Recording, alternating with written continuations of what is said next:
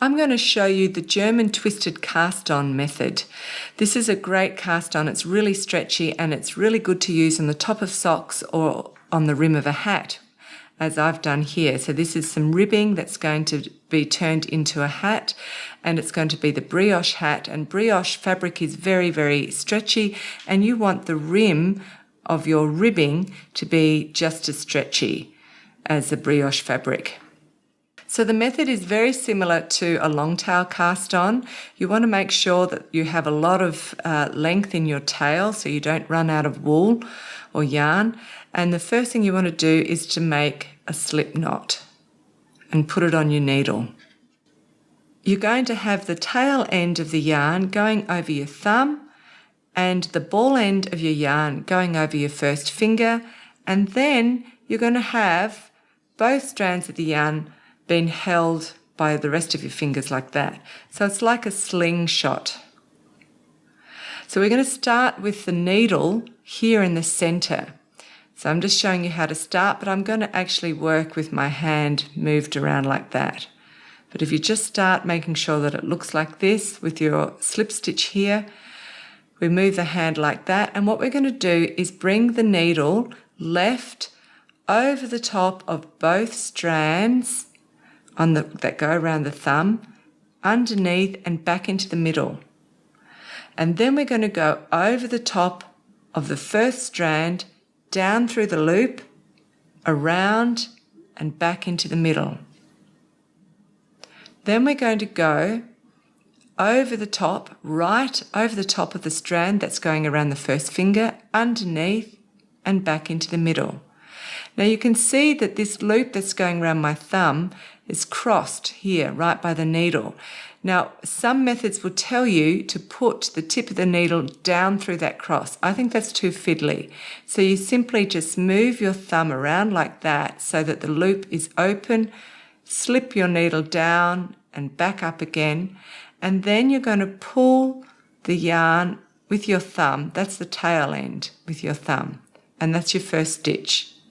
So I'll show you that again. You're going to start in the middle, your needle's in between the first finger and the thumb, move your hand around like this, then the needle goes left over the top of both strands, underneath of both strands, back into the middle, then over the top of the first strand, down through the loop, around, over the top, back into the middle, then right over the top of the strand that goes around the first finger, underneath, back into the middle. You can see this cross here. We're going to untwist it with the thumb, down through the loop, back around to the middle, and then with your thumb you can pull on the tail end and you've got your stitch.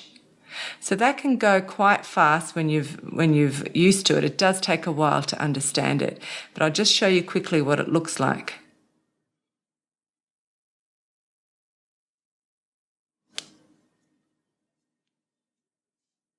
Okay, now I'm going to show you again slowly.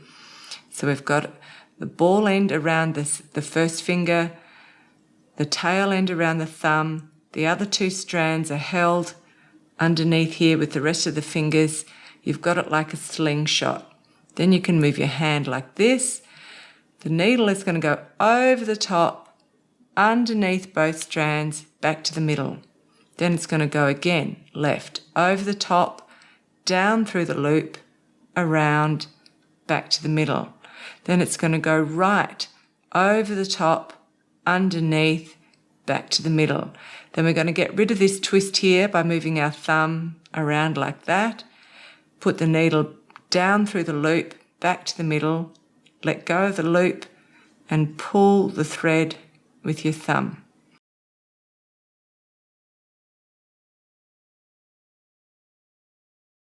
So using 16-inch or 40 centimetre circular needles or DPNs or magic loop, whatever is your preference, cast on your 84 stitches. I recommend that you use the German twisted cast on method because that's really stretchy, and you want to have the rib of your hat as stretchy as the brioche fabric that you're going to create on the main body of the hat. join it up into the round and start a 1 by 1 rib. That's knit 1, purl 1. And you can do that either for 4 centimetres if you don't want to turn up the brim, or if you want to turn up the brim like I'm going to do it for about 8 centimetres. And the beginning of my round is a knit stitch. Now I'm going to place a stitch marker here, but because I'm going to be slipping stitches and giving them yarn overs, I don't want my yarn overs to get tangled up with my stitch marker, so I won't put it on. For now, I won't put it on the needle. I'll just slip it on this bar of the row below, like that. So you can still see where the beginning of the round is, but it won't get tangled up. So what we're going to do here, we've got a 1 by 1 rib, and we've got columns of knit stitches and columns of purl stitches. We're going to continue the column of plain knit stitches up into be a column of brioche knit stitches, and the column of purl stitches is going to continue to be a column of brioche purl stitches. If you have a look in the hat that I've just done, you can see that. So here in the ribbing, we've got a column of single knit stitches, and that goes straight up into the brioche knit stitch, a column of brioche knit stitches. So our very first row is going to be the setup row. And what we're going to do is every knit stitch, which is every second stitch, we're going to simply knit it. And then every purl stitch, we're going to slip it and give it a yarn over or wrap it. That's all we have to do. So I'll show you how to do that now. So I'm going to knit it. Now we have a purl stitch. So I have to bring the yarn underneath the needle around to the front. That's yarn forward. And then I'm going to slip the purl stitch purlwise. That just means insert the needle as if I was going to purl. That would be inserting it as if I was going to knit. That's inserting it so I'm going to purl. And then I'm going to slip it without working it onto the right hand needle. Then I'm going to bring my yarn over the top of the needle and give it a yarn over. Now my very next column is a column of knit stitches, so I'm just going to knit that one. And when I knit that knit stitch, that holds my yarn over in place, and my yarn over is going over the top of that slipped purl stitch. Now I just repeat that all the way around. So I'm coming forward with the yarn, I'm slipping the purl stitch. Now just simply the act of knitting the next stitch is going to give me a yarn over. Every column of knit stitches, at the top of it is a single knit stitch, and every column of purl stitches, there's a purl stitch that's got a yarn over or a wrap over the top of it.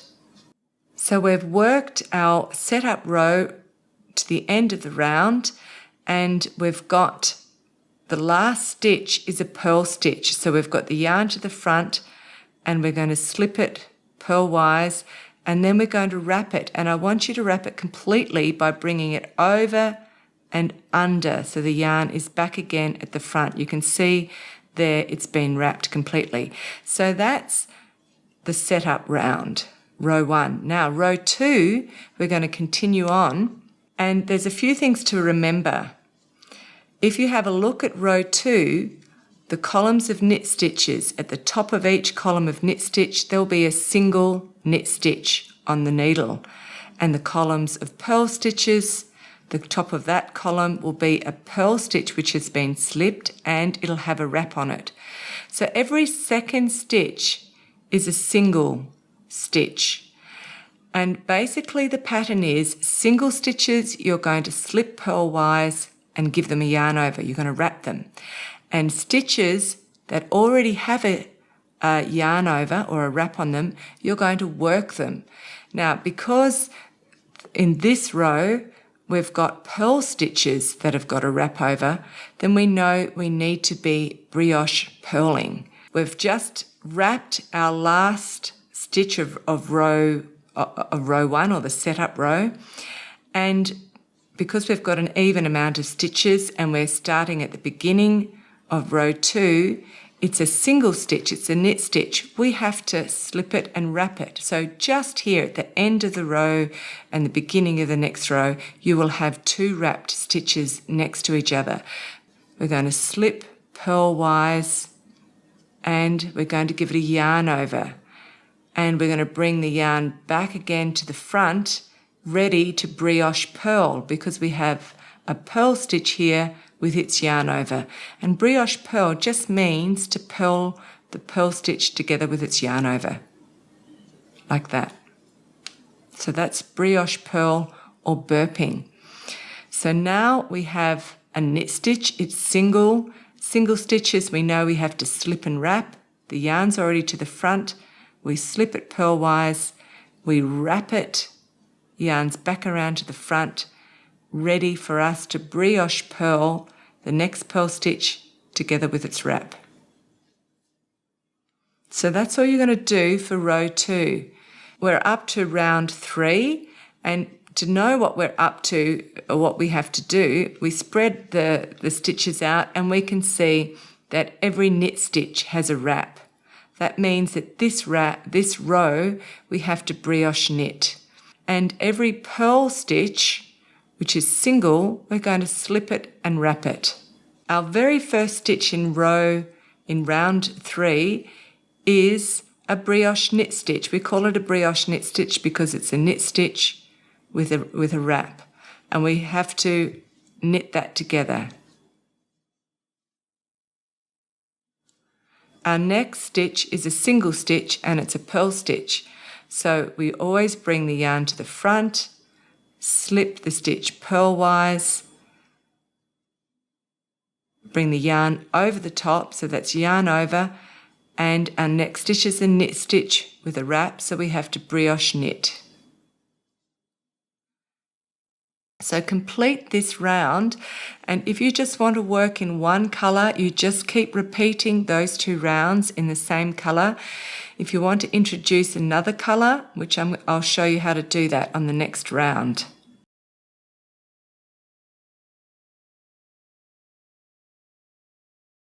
If you have a look at this hat here, this is in one colour, you can see how the knit stitches stand out in the fabric and the purl stitches recede. So I want to introduce my second colour on the brioche purl stitches. So it's like a shadow. That means that the ribbing will be in the main colour and the mains brioche knit stitches will stand out in the main colour, and then I'll just have a contrast colour as a shadow in between. So if you want to do that, you have to bring in your second colour on a brioche purl round. Our last stitch was a purl stitch that we had to wrap. So we're just going to leave, it's not a complete wrap yet, but we'll just leave our yarn of the main colour at the back of the work. We're going to introduce the new colour. I'm using this gold. Just leave the tail at the inside of the hat like this and just hold on to it so you've got a bit of tension. What I suggest you do is you just carry the yarns loosely up on the inside so that you don't chop them off every round, just carry them up so that they're there ready for you when you need to use them. That way you won't have to weave in the ends. So if we have a look at our round, all of the knit stitches are single, that means we have to wrap them. All the purl stitches have a wrap, that means we have to brioche purl them. So if our first stitch is a single stitch, we need to bring our new yarn to the front of the work. So I've just held it at the back here, and we're going to slip the first stitch purlwise, and then we're going to wrap it. So we bring our contrast colour, the gold, over the top underneath. And now we're going to brioche purl the next stitch. So we've got a single stitch here, the yarn's already at the front, slip it purlwise, give it a yarn over, brioche purl the next stitch. So you can see here that my knit stitches have now got a yarn over. If I spread it out, it's a knit stitch, it's got a yarn over, and the purl stitches are single in the contrast colour. Yarn is already forward, slip purlwise, yarn over, brioche purl. This is what the 2-colour brioche looks like, worked up with the main colour on the knit stitches and the contrast colour down below on the purl columns. There's one thing that I want to tell you about that's really important if you're working 2-colour brioche in the round. When you get to the end of the row, you are dropping one colour and starting with the other colour, you have to make sure that you don't cross your yarns on the back when you're changing the colours. So for those of you who are used to working Fair Isle or Stranded or Intarsia, normally what you want to do is wrap your yarns around each other to avoid a hole, and you don't do that in brioche.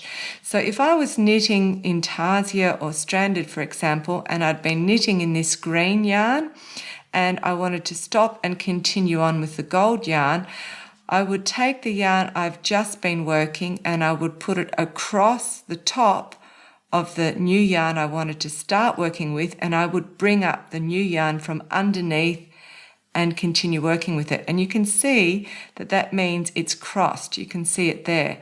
And that avoids any holes in your work. That's what you don't want to do in brioche. I've just finished a barking row, which means I brioche knitted all of my knit stitches and I slipped and wrapped all of the purl stitches. The last stitch on that row is a purl stitch. So I slipped it without working it and I've wrapped it with the main colour. So the yarn goes to the back. I'm now on a burping row, which means I'm going to be slipping and wrapping the single knit stitches and brioche purling the purl stitches. So I take my new colour and I make sure they're not crossed at the back. The new colour is the gold.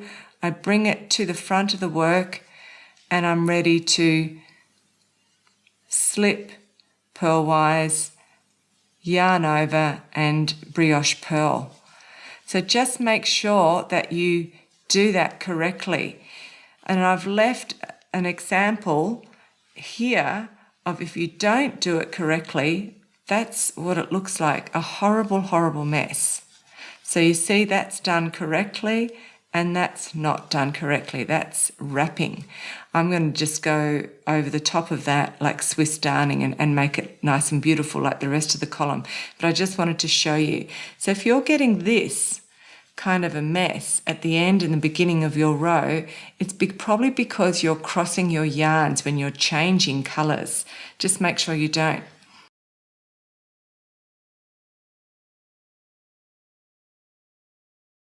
We're now ready to work the decreases of the crown, and we're just going to be using one decrease stitch for that, and that's the brioche right slant decrease. And it's going to have a nice spiral effect with 6 sections in the crown. So you need to be working that on a barking row.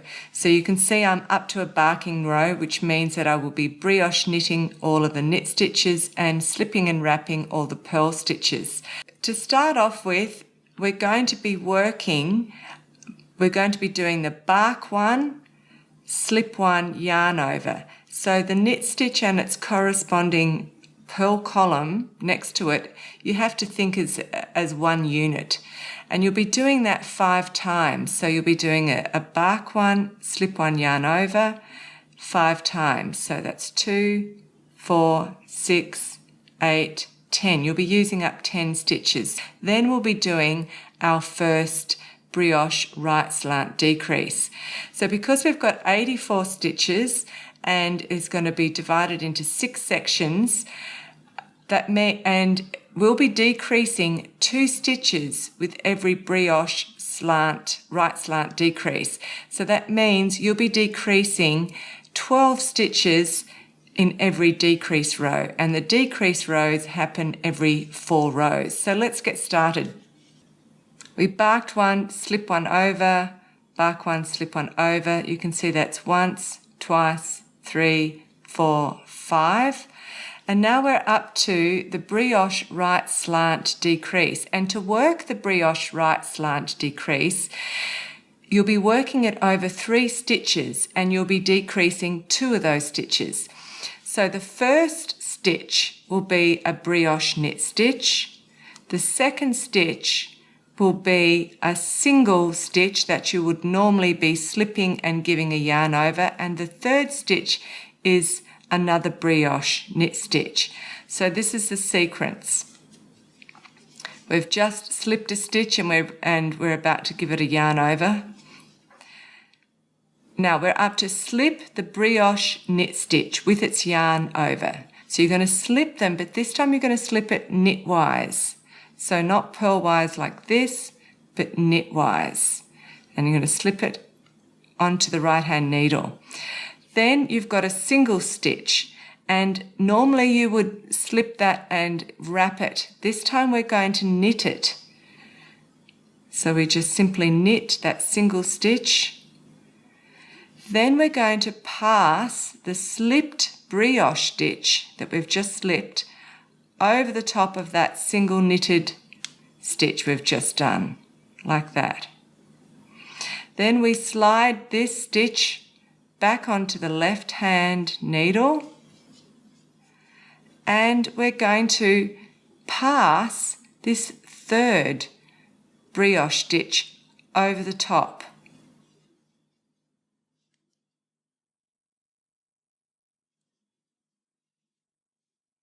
And then finally we're going to slip that stitch back onto the right hand needle, and you'll see that the working yarn is attached to it.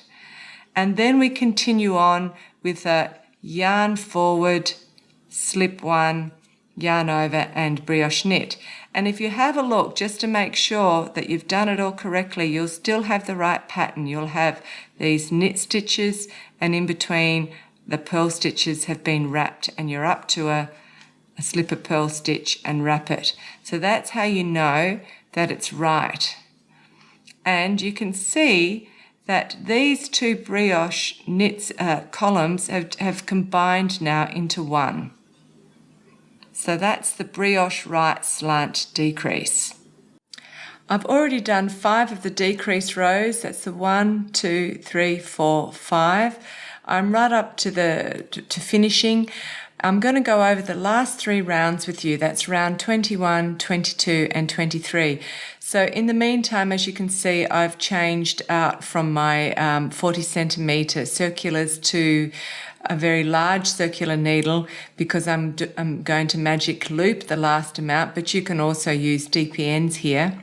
We're up to round 21. We're back to using our main colour, and we have a brioche right slant decrease and then a slip-on yarn over, and we're just repeating that. So the brioche right slanting decrease means slip the first brioche stitch knitwise, and then knit the next stitch, pass the stitch over, put it back onto the left hand needle, pass the next brioche knit stitch over, and then back again on the right hand needle. And then we have a yarn forward, slip one and yarn over, and then we're straight back into doing the brioche right slanting decrease again. And the final decrease here, slip one, knit it, pass the slip stitch over, put it onto the left hand needle,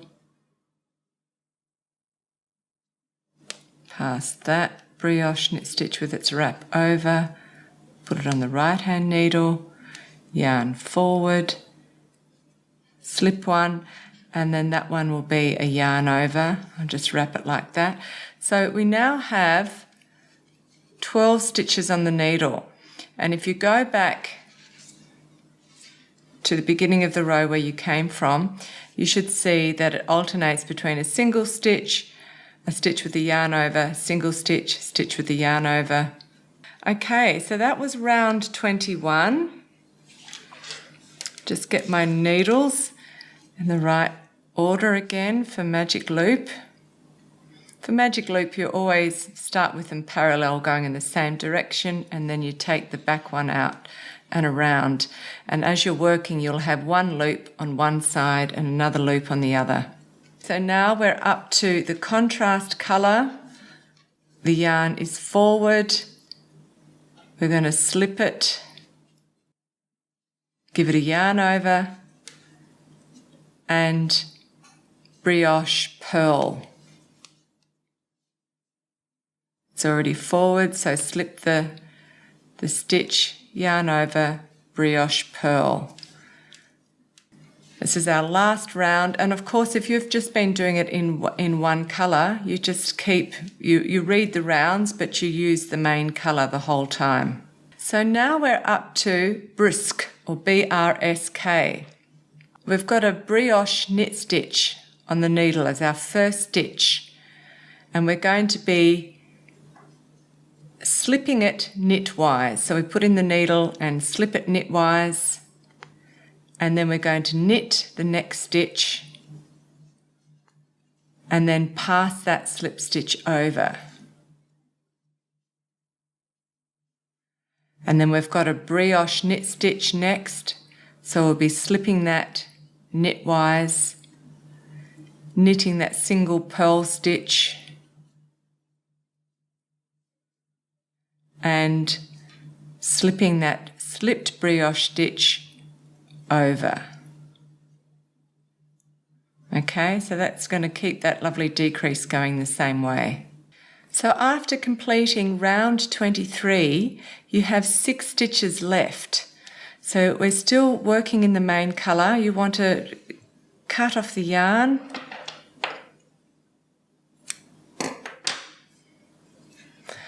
and we use a tapestry needle like this, and we're going to thread our tapestry needle through all of these stitches and then pass it, pull it up tight. So there's those 3.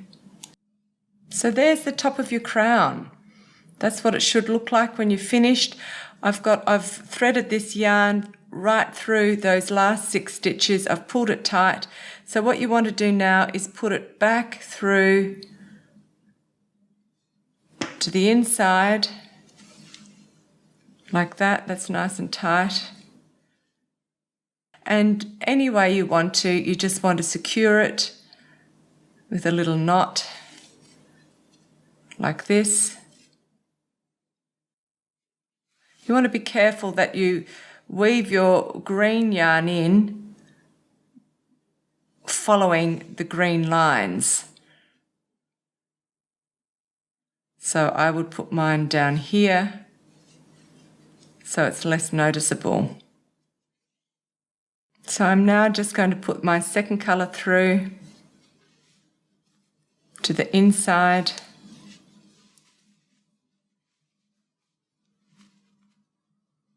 And I'll do the same thing. So after weaving in the ends, this is the crown on the inside of the hat. So on the wrong side row, but you could still use it, make it reversible. If we turned the cuff up, the brim up like that. And this is it on its right side with the gold as the shadow, which is what I prefer. So that's a really simple decrease, but it does give a really nice effect. So this is the finished simple brioche beanie. I hope you enjoyed making yours and you learned a lot through doing it. If you want to Instagram it and let me see it, which I'd love to do, hashtag it with Fruity Brioche Beanie.